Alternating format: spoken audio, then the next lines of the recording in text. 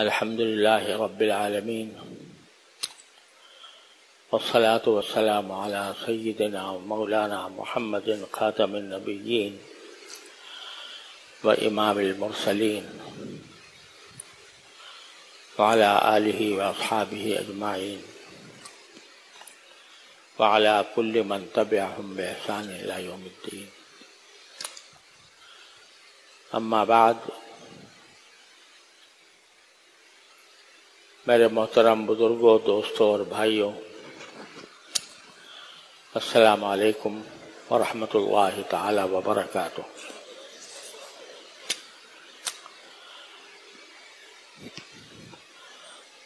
یہ شعبان کا مہینہ الحمدللہ شروع ہو چکا ہے اور سارے سال کا سب سے مقدس اور مبارک مہینہ رمضان ان قریب انشاءاللہ آنے والا ہے۔ اللہ تعالیٰ نے شعبان کو رمضان کا مقدمہ بنایا اور یہ روایت مشہور ہے کہ جب نبی کریم صلی اللہ علیہ وسلم رجب کا چاند دیکھتے تھے تو یہ دعا فرمایا کرتے تھے کہ اللہم بارک لنا فی رجب و شعبان وبلغنا رمضان، کہ اللہ ہمارے لیے رجب کے مہینے میں بھی برکت عطا فرمائیے اور شعبان کے مہینے میں بھی برکت عطا فرمائیے۔ مبلغنا رمضان، اور ہمیں رمضان تک پہنچا دیجئے، یعنی ہماری عمر اتنی ہو جائے کہ ہم اپنی زندگی میں رمضان پالیں اور رمضان کی نعمتوں اور برکتوں سے مستفید ہوں۔ تو اللہ تعالی ہم سب کو رمضان تک پہنچائے اور اس کی برکتوں سے مستفید ہونے کی توفیق عطا فرمائے۔ شعبان چونکہ اس رمضان کا مقدمہ ہے،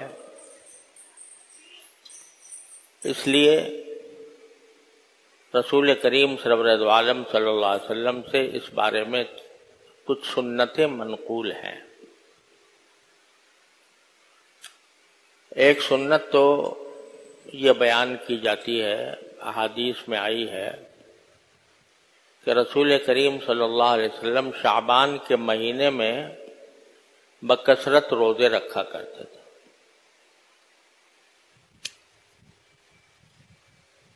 یعنی بعض روایتوں میں آتا ہے کہ اور کسی مہینے میں اتنے روزے نہیں رکھتے تھے جتنے شعبان میں رکھتے تھے۔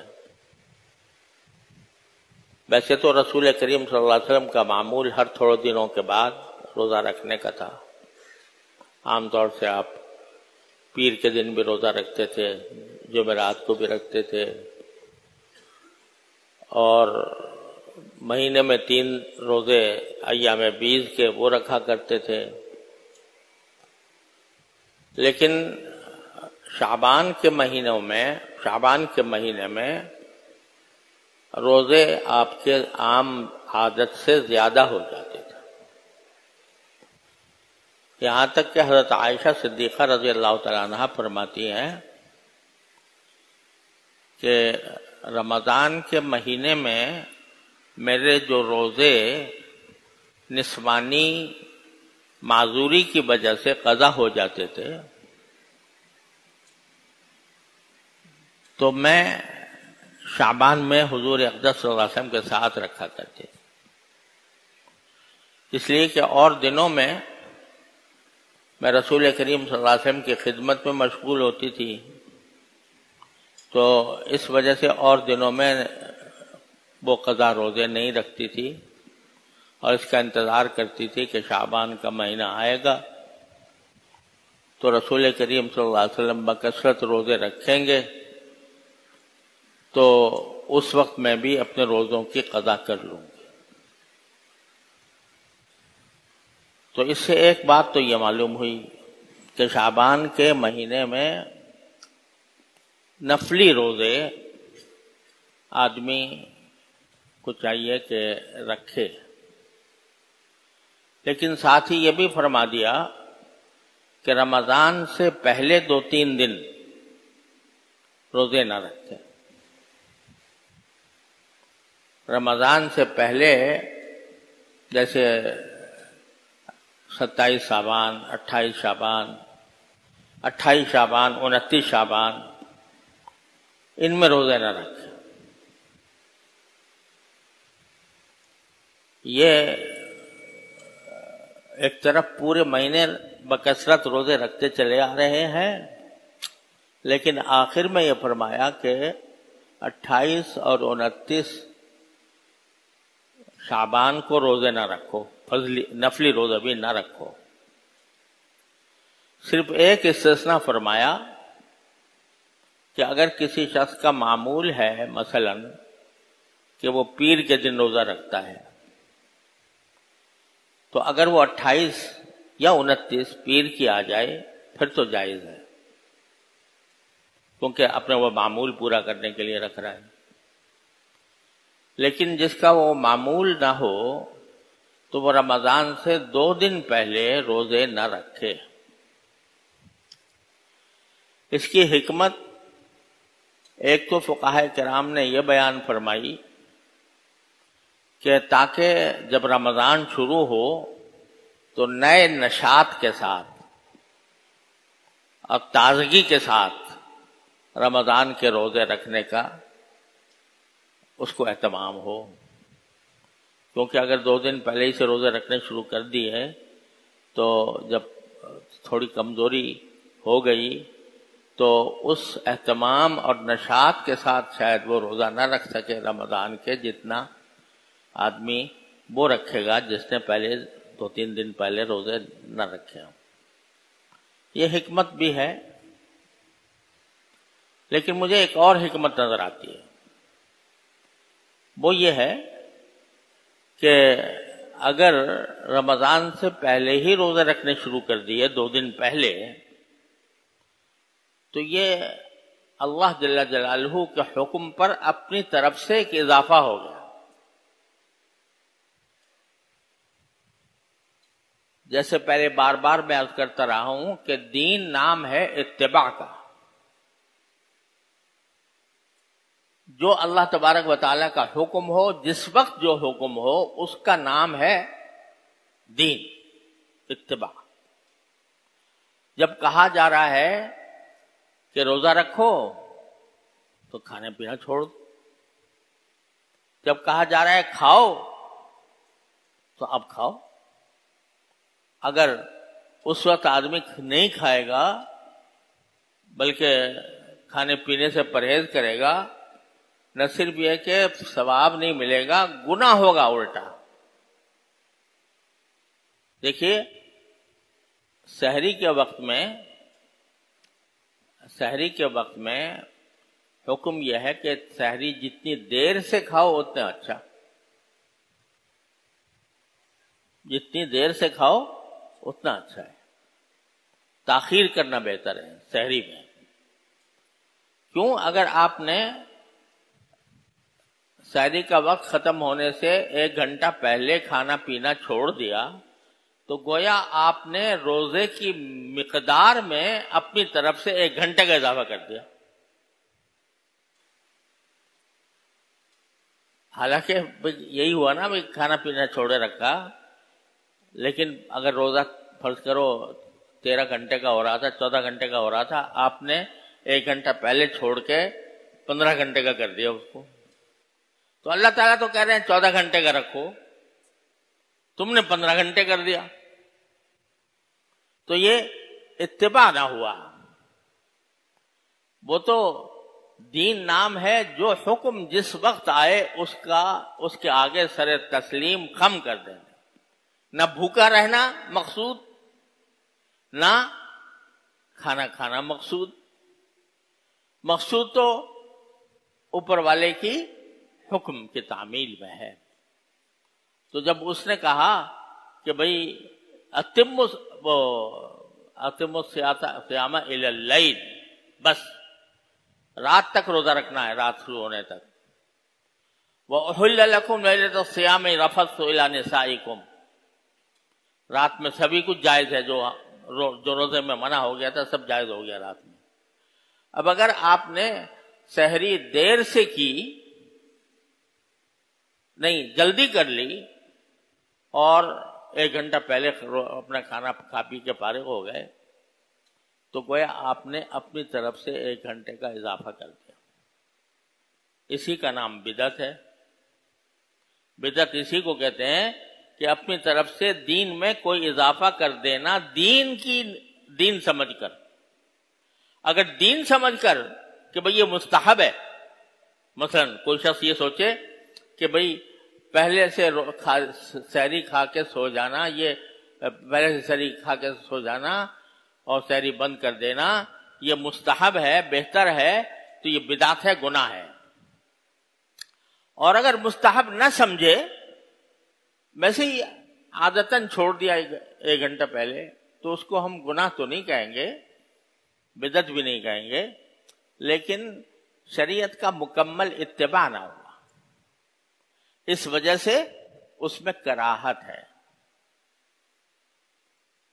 آخر وقت تک کھاتے رہو، کیوں؟ اس لیے کہ اللہ نے کہہ رکھا ہے کھاؤ. تو اپنی طرف سے تم پابندی اپنے اوپر عائد کر لو اللہ تعالی سے آگے بڑھ کے، تو یہ کوئی دین نہیں. اسی طرح افطار میں حکم یا جلدی کرو.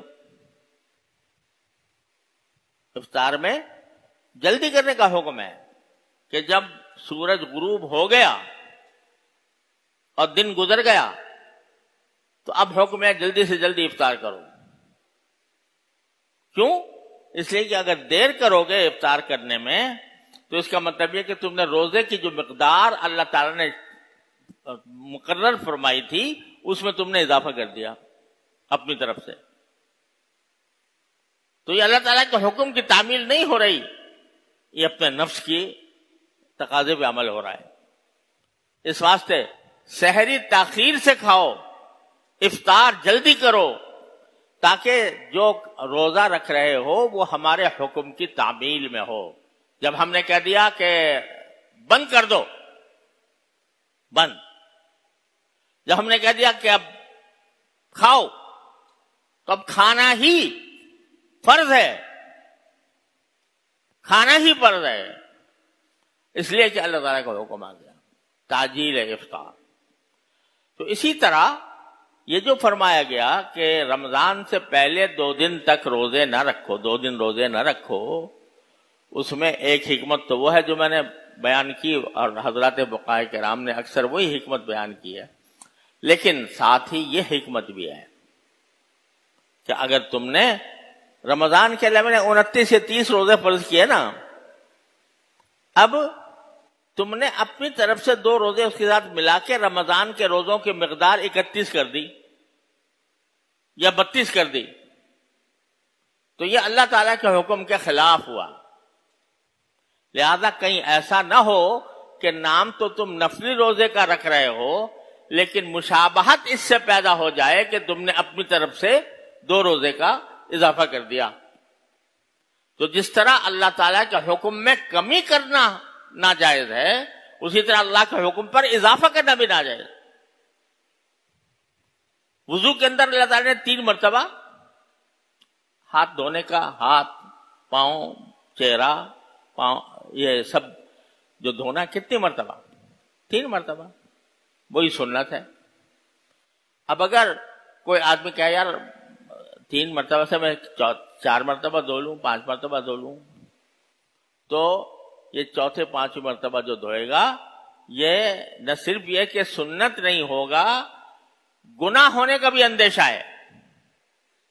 کیونکہ حدیث میں رسول کریم صلی اللہ علیہ وسلم فرمایا کہ فَمَنْ زَادَ عَلَى هَذَا اب ازداد فقد اساء وتعدى وظلم.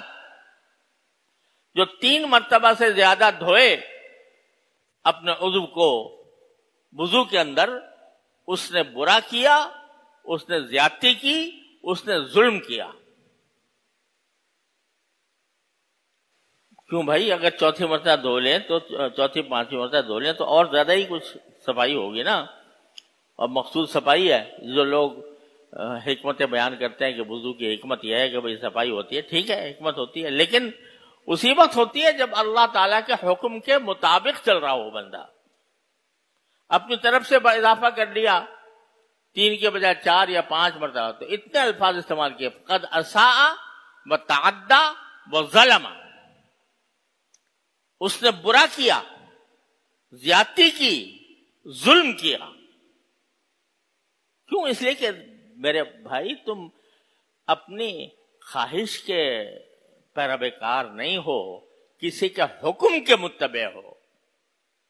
جب تک اس کا حکم ہے، جو حکم ہے جس وقت ہے، اسی کے اوپر عمل کرنا ہے دین. اور اپنی طرف سے اضافہ کر لینا یہ دین نہیں ہے. یہ انسان کو اللہ بچائے رفتہ رفتہ بدعت تک لے جاتا ہے. اور کل بدعت ضلالہ، اور ہر بدعت گمراہی ہے. لہذا یہ جو فرمایا کہ 2 دن پہلے یعنی روزے نہ رکھو، اس میں بھئی سارے مہینے تو روزے رکھتے آ رہے ہیں نا. حضور اقدس صلی اللہ علیہ وسلم میں نے ابھی بتایا کہ اکثر و بیشتر روزے رکھتے تھے شعبان کے مہینے میں. جب رمضان آنے لگا تو 2 دن چھوڑ دیے. یہ کیوں چھوڑے؟ اس لیے کہ کوئی یہ نہ سمجھے کہ بھئی میں نے رمضان کے اوپر اضافہ کر کے اس کو 29 سے 31 کر دیے، 30 سے 32 کر دیے. اللہ تعالیٰ کا حکم نہیں، لہذا وہ منع کیا گیا. لیکن عام دنوں میں شعبان کے کسی بھی دن میں روزہ رکھا جائے تو وہ بڑی فضیلت کا سبب ہے. دوسرے مہینوں سے زیادہ ثواب ملتا ہے شعبان میں روزہ رکھنے، اس لیے کہ رسول کریم صلی اللہ علیہ وسلم کی سنت تھی. اتباع سنت میں اگر رکھے گا تو ثواب زیادہ ملے گا. اور اسی شعبان کے اندر اللہ تعالیٰ نے ایک رات رکھی ہے جو ہمارے عرف میں شب برات کہلاتی ہے. وہ شعبان کے بالکل بیچ میں آتی ہے، 14 یا 15 شعبان، 14 اور 15 کی درمیانی رات ہوتی ہے. تو غالباً اگلے جمعہ کو آئے گی شاید. تو اس کے بارے میں کچھ تفصیل اللہ نے زندگی دی تو اس وقت اگلے جمعہ میں عرض کر دوں گا. لیکن اس وقت عرض کرنا یہ ہے کہ شعبان کا جو مہینہ ہے یہ در حقیقت اپنے آپ کو رمضان کے لیے تیار کرنے کا مہینہ ہے. تیار کس طرح کریں؟ تیار اس طرح کریں کہ اپنے نظام اوقات پر نظر ڈالیں. میں عام دنوں میں کس طرح زندگی گزارتا ہوں، کتنا میں اپنے دنیاوی کاموں میں مشغول رہتا ہوں، تجارت میں، زراعت میں، ملازمت میں. تو اب اپنا پروگرام ایسا بنائیں، شعبان میں اس بات کی تیاری کریں کہ رمضان میں اللہ تعالیٰ کے فضل سے عام دنوں سے زیادہ عبادت کی توفیق ہو جائے. اس کے لیے ابھی سے شعبان ہی میں تیاری کرنی پڑتی ہے. مثلا بہت سے آپ کے سامنے کوئی لمبے چوڑے کام ہیں جن میں کافی مشغولیت ہونی ہے، تو رمضان آنے سے پہلے پہلے ان کو نمٹا دیں. کوشش کریں کہ میں رمضان سے آنے سے پہلے پہلے ان چیزوں یا ان کاموں کو نمٹا دوں جو مجھے فوری طور سے درپیش ہیں، تاکہ رمضان میں میری مصروفیت کم ہو. بہت سے لوگ تو ایسے ہوتے ہیں کہ جن کے دن اور رات ان کے اپنے اختیار میں ہوتے ہیں.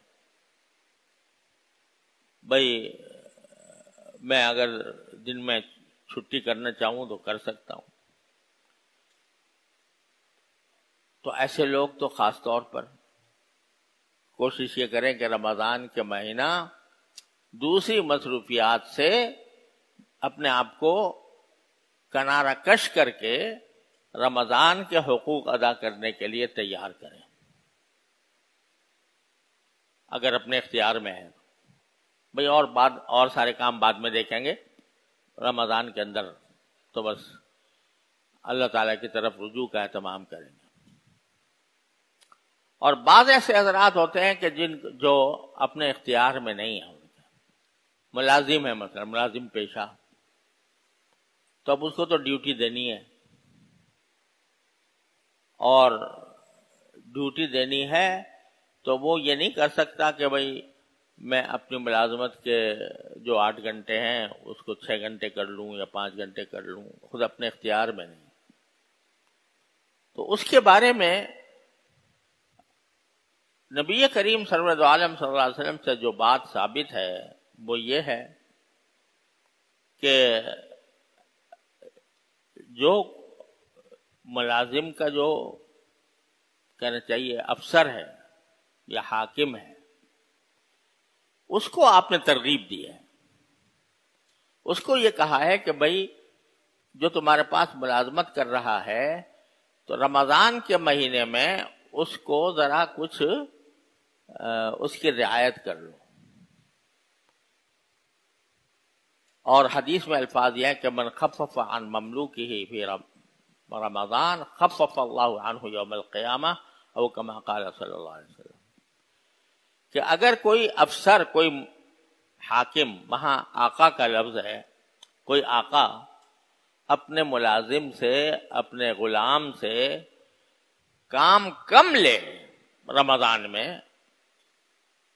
اور اس کے اوپر تخفیف کا معاملہ کرے کہ بھئی اس کے فرائض میں کچھ تخفیف کر دے، اوقات میں کچھ تخفیف کر دے، تو اللہ تعالیٰ قیامت کے دن اس شخص کے ساتھ تخفیف کا معاملہ فرمائے گا. جیسے تو نے میرے بندے کے لیے رمضان میں تخفیف کی، اس کے اوقات کم کر دیے مثلا، یا بہت زیادہ بوجھ والا کام نہیں ڈالا، تو جب آخرت میں پہنچو گے تو اللہ تبارک و تعالیٰ تمہاری بھی تخفیف کر دیں گے. کیا تخفیف کر دیں گے؟ کہ تخفیف کرنے کا معنی یہ ہے کہ گناہوں کا بوجھ لے کر آئے تھے اعوذ باللہ، تو اللہ تعالیٰ اس بوجھ میں کمی کر دے گا.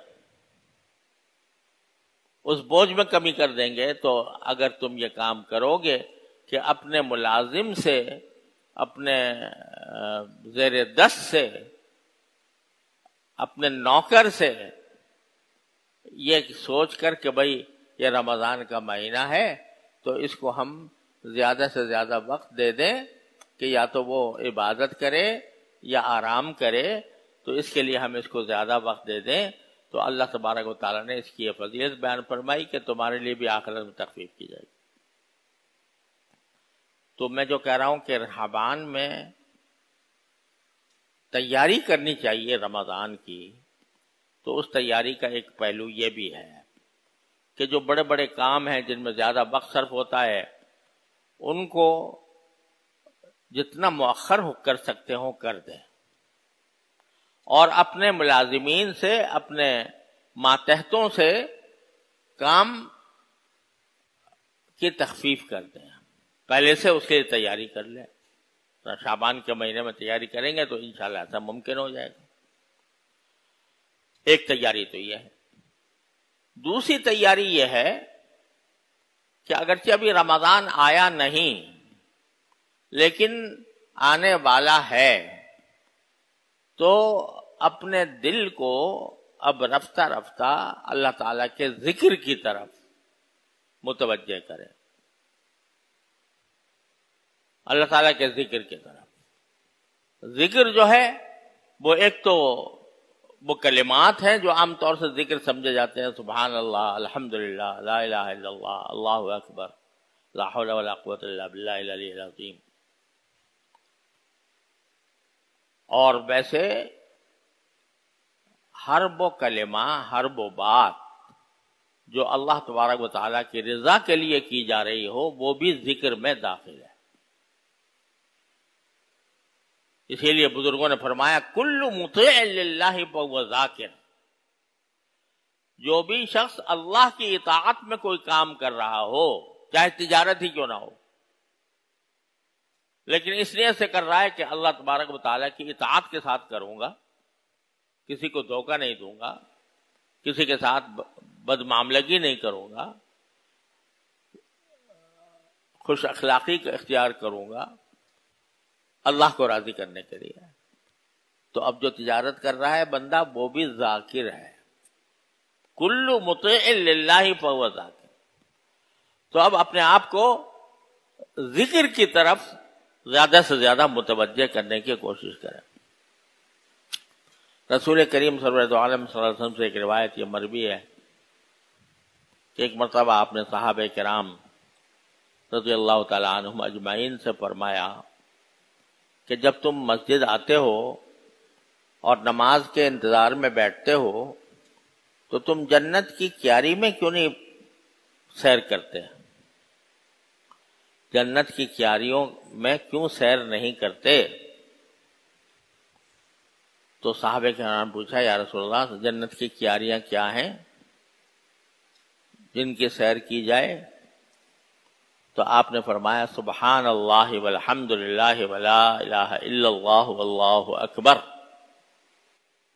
جتنی دیر نماز کے لیے بیٹھے ہو، نماز کے انتظار میں، ایک تو اللہ تعالیٰ نے ہمارے اوپر یہ کرم فرمایا، یہ فرما دیا کہ جو نماز کے انتظار میں بیٹھا ہو وہ بھی نماز پڑھنے والے کے حکم میں۔ ایک تو کرم یہ فرما دیا، خاموش بھی بیٹھے ہو، انتظار میں بیٹھے ہو نماز کے، تو ایسا ہے جیسے نماز پڑھ رہے ہو۔ ایک تو کرم یہ فرما دیا۔ دوسرے نبی کریم سرور دو عالم صلی اللہ علیہ وسلم فرمایا کہ جتنی دیر انتظار میں بیٹھے ہو تو اتنے دیر یہ ذکر کرتے رہا کرو سبحان اللہ والحمد للہ ولا الہ الا اللہ واللہ اکبر۔ تو یہ کیا ہوگا؟ یہ ایسا ہوگا جیسے جنت کی کیاریوں میں تفریح کر رہے ہو، کیونکہ اللہ تبارک و تعالیٰ نے یہ کلمات ایسے بنائے ہیں کہ جن کے ذریعے بندہ جنت کی کیاریوں تک پہنچنے والا ہے انشاءاللہ۔ ہمیں نظر نہیں آتا، ہماری نظریں کوتاہ ہیں، ہماری سمجھ محدود ہے، تو ہم ان کا صرف ترجمہ بھی کر لیں، ترجمہ ہی کر سکتے ہیں اور تو کچھ کر نہیں سکتے۔ تو سبحان اللہ کے معنی ہے اللہ تعالیٰ ہر عیب سے پاک ہے، الحمدللہ کے معنی ہے کہ ساری تعریفیں اللہ کے لیے ہیں، لا الہ الا اللہ کے معنی یہ ہے کہ اللہ کے سوا کوئی معبود نہیں ہے، اور اللہ اکبر کے معنی یہ ہے کہ اللہ سب سے بڑا ہے۔ بس ترجمہ ہی کر سکتے ہیں، اس سے آگے ان میں کیا انوار اور کیا اسرار اور کیا معارف اس میں پوشیدہ ہیں آج ہمارے سامنے نہیں آتے۔ جب جنت میں پہنچو گے تو اس وقت پتہ چلے گا یا اللہ سبحان اللہ کا کلمہ کیا تھا۔ وہ جنت کا ایک باغ تھا، جنت کا ایک باغ تھا جو سبحان اللہ ہم کہتے تھے، الحمدللہ کہتے تھے، وہ کیا تھا وہاں جا کے پتہ لگے گا۔ تو یہ ویسے ہی نہیں ہے کہ جنتر منتر پڑھ لیا، یہ کوئی جنتر منتر نہیں ہے، بلکہ اس کے ہر لفظ میں، ہر کلمے میں اللہ تبارک و تعالیٰ کی طرف سے ایسے انوار بہت پوشیدہ ہیں جو کسی کسی پر منکشف ہوتے ہیں۔ دنیا میں انشاءاللہ جا کر وہاں ملیں گے، پتہ چلے گا۔ اور ہمارے حضرت علامہ انور شاہ صاحب کشمیری رحمۃ اللہ علیہ فرمایا کرتے تھے کہ جنت کی نعمتوں میں ایک بہت بڑی نعمت یہ ہے کہ وہاں حقائق اشیاء منکشف ہوں گی، پتہ چلے گا کہ سبحان اللہ کیا چیز تھی، الحمدللہ کیا چیز تھی۔ تو وہاں جا کر تو انشاءاللہ ہر مسلمان اللہ تعالیٰ ہم سب کو پہنچا دے تو سب دیکھیں گے، لیکن بعض اوقات اللہ کے خاص بندوں پر اس کے انوار منکشف بھی کر دیے جاتے ہیں، تو وہ پہچانتے ہیں کہ سبحان اللہ کیا چیز ہے، الحمدللہ کیا چیز ہے۔ لیکن اتنا تو یقین ہونا چاہیے کہ سرکار دو عالم صلی اللہ علیہ وسلم یہ فرما رہے ہیں کہ یہ الفاظ پڑھنا، یہ کلمات ادا کرنا، یہ جنت کی کیاری میں سیر کرنے کے مرادف ہے۔ تو یہ ذکر کوئی مشکل کام، اس میں کوئی پیسہ خرچ ہوتا ہے، اس میں کوئی وقت لگتا ہے، اس میں کوئی محنت ہوتی ہے؟ اور یہ ذکر اس کے لیے اللہ تعالیٰ نے اتنا آسان کر دیا کہ نہ وضو کی شرط، نہ جنابت سے پاک ہونے کی شرط، نہ حیض سے پاک ہونے کی شرط، نہ قبلہ روح ہونے کی شرط، نہ بیٹھنے کی شرط، بلکہ جس حالت میں ہو کر سکتے ہو۔ اللہ میں نے آزادی دی، قیام وقعود علی جنوبہم الذین یذکرون اللہ قیاما وقعودا وعلی جنوبہم، یہ وہ ہیں جو اللہ کا ذکر کرتے ہیں کھڑے بھی، بیٹھے بھی، لیٹے بھی۔ بستر پر لیٹ گئے ہو آرام سے، سونے کے انتظار میں ہو، ٹانگ پہ ٹانگ رکھ کے لیٹے ہوئے ہو آرام سے، اللہ میں کہتے ہیں میں نے اس وقت بھی تمہیں اپنے ذکر کی اجازت دے دی، اس وقت بھی کر لو۔ تو نہ کوئی شرط ہی نہیں لگائی اللہ میں نے، چلتے پھرتے اٹھتے بیٹھتے زبان پر اگر ذکر رہے تو یہ ذکر خالی نہیں جاتا۔ یہ ذکر چاہے زبان سے ہو رہا ہو، دل متوجہ ہو یا نہ ہو، دھیان ہو یا نہ ہو، یہ کم از کم ایک عضو تو تمہارا اللہ کی یاد میں مشغول ہے، اور اس کی برکت سے اللہ تبارک و تعالیٰ کیا بعید ہے کہ تم سراپا ذکر بن جاؤ۔ تو اس وجہ سے یہ کام تو ابھی سے شروع کر دیں رمضان کی تیاری کے لیے کہ ذکر کثرت سے ہو، اٹھتے بیٹھتے چلتے پھرتے، اور ذکر میں یہ دعا بھی شامل ہے، یا اللہ رمضان آنے والا ہے، ہمیں اس رمضان کے صحیح حقوق ادا کرنے کی توفیق عطا فرمائے۔ اللہ تعالی ہم سب کو اس کی توفیق عطا فرمائے۔ وصلی اللہ تعالی علی خیر خلقہ۔